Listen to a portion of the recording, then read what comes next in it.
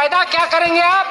अग्निवीर की तरह एक कंपनी वीर पैदा करेंगे, कंपनी वीर पैदा करेंगे।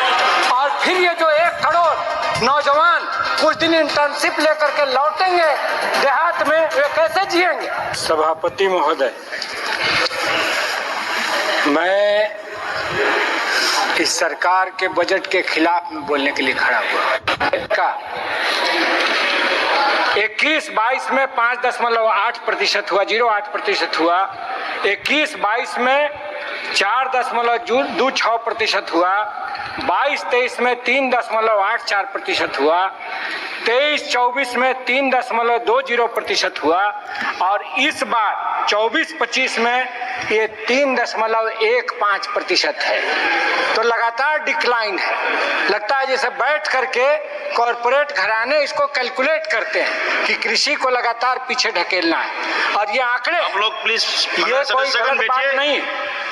यादव जी बैठिए, अपना सीट में बैठिए। देश में खेती घाटे में है और देश का किसान लगातार लाभकारी खेती के लिए लड़ रहा है।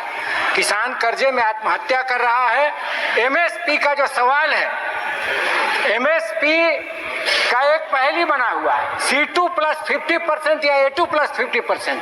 सरकार बराबर कहती है कि हम लाभकारी दाम दे रहे हैं, लेकिन C2+50% स्वामीनाथन कमीशन का रिकमेंडेशन है। कॉम्प्रिहेंसिव कॉस्ट, यानी उसमें परिवार का श्रम भी और जमीन का किराया भी। इसलिए खेती को लाभकारी बनाइए। किसानों की लंबित मांग जो है, जिसके साथ आपने समझौता किया है, उसको आप लागू करिए। आपने लिखित दिया है बजाबता सिंघू बॉर्डर पर शहीद किसानों का स्मारक बनाने का, और ये तमाम चीजें।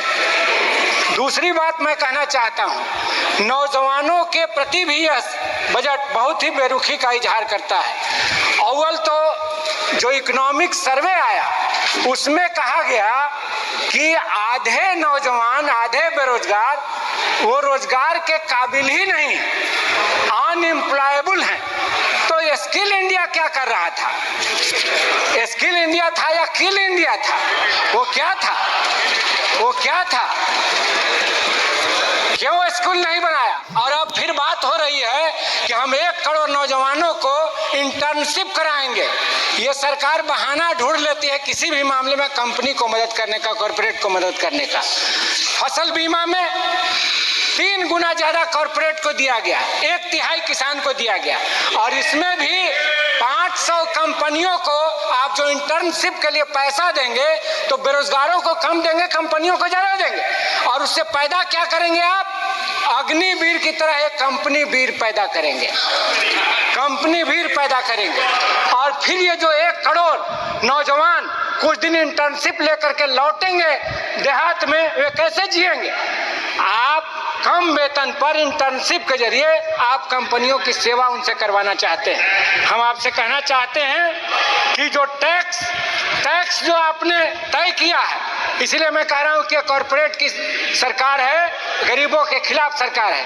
टैक्स में आप जो 60% आम आदमी है उससे आपने 60% टैक्स तय किया है। और जो रिच हैं, सुपर रिच हैं, उनसे आप मुश्किल से 2% टैक्स लेते हैं। तो कैसे स्वास्थ्य और शिक्षा पर खर्च होगा? कैसे OPS लागू होगा, ओल्ड पेंशन स्कीम? कैसे विकलांगों को, गरीबों को 3,000 प्रति महीना मिलेगा सामाजिक सुरक्षा पेंशन? आप सुपर रिच को लगातार छूट दे रहे हैं। और हम आपसे कहना चाहते हैं कि अपने क्षेत्र की कुछ मांग रखना चाहते हैं। बिहार के विशेष पैकेज पर चर्चा जो चल रही है लगातार, इस सरकार ने विशेष पैकेज नहीं दिया। मैं उस समय बिहार विधानसभा में था जब झारखंड के साथ बंटवारा हुआ था। बिहार 450 करोड़ के डेफिसिट में था और झारखंड 2700 करोड़ के बेनिफिट में था। इसीलिए विशेष राज्य दर्जे की मांग उठी थी। उस समय Advani ji deputy prime minister थे और बिहार से सर्वदलीय शिष्टमंडल आया था मिलने। भाजपा अपोजिशन में थी और उस समय ये मांग उठी थी। आज इस सरकार ने विशेष राज्य का दर्जा नहीं दिया। और जो 3 सवाल थे, महोदय 1 मिनट, ये बहुत क्रूशियल क्वेश्चन है, इसलिए 1 मिनट समय दिया जाए। जो क्रूशियल सवाल थे, इंटरनेशनल बॉर्डर से पानी आता है, बाढ़ में डूब जाता है बिहार, क्या उसका उपाय हुआ है? हम तो समझते हैं कोसी हाई डैम बनाने की बात थी, नेपाल में वो हाई डैम बनना है, सरकार ने उसके लिए कुछ नहीं किया है। दक्षिणी बिहार में जो बिहार के सिंचाई की कृषि अर्थव्यवस्था की रीढ़ थी, सोन कैनाल सिस्टम जो अंग्रेजी राज में बनी थी 1874 में, उस पर इंद्रपुरी जलाशय बनाने की मांग है, वो आज तक सरकार ने कोई पहल नहीं किया है। तो सिंचाई का व्यवस्था भी खत्म और बाढ़ नियंत्रण का भी मामला खत्म और गरीबी मिटाने का सवाल भी खत्म। बिहार में जातीय जनगणना हुई, राष्ट्रीय स्तर पर हमने उसको कराने की मांग की है। उसमें सोशियो इकोनॉमिक सर्वे में ये बात आई कि 34% लोग ऐसे हैं जिनकी आमदनी 6,000 प्रति माह से कम है, उनको सरकार 2 लाख रुपया देगी। क्या इस पैकेज में वो शामिल है? तो गरीबी मिटाने का सवाल, बाढ़ नियंत्रण का सवाल